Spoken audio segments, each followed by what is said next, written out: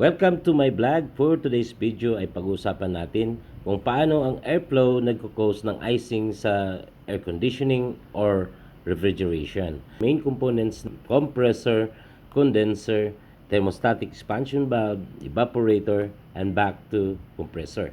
Ang pinakamalaking factor kung makikita natin ang icing is the airflow. At bakit pala yan nangyayari? Ang init ng air, yun ang nagpapaboil or nagpapabago ng state ng refrigerant from the liquid to the vapor. At kailangan superheated condition na ang refrigerant babalik sa compressor. At bakit pala nangyayari? Nagkaroon tayo ng icing dahilan ang airflow.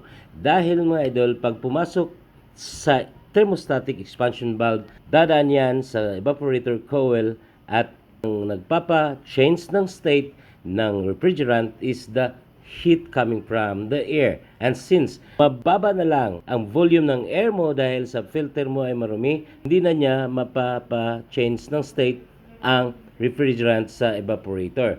Ang mangyayari, babagsak ang temperature ng coil to the point na mas bababa siya sa freezing point ng tubig. And since air, meron tayong moisture at ang moisture na yon ay tubig, aabutin ng moisture na yon ang tinatawag natin na condensation. So ang mangyayari, yung mga tubig na yon ay hihiwalay sa hangin at didikit dito sa lumamig na evaporator coils. Hindi ang loob ng evaporator coil ang nag-icing, kung hindi ang tubig na kasama sa hangin na tuloy-tuloy na binubuga ng fan, and dahil bumagsak ang temperature ng coil, mas bababa sa freezing point ng tubig, kaya nagyeyelo ang evaporator natin. Maraming salamat.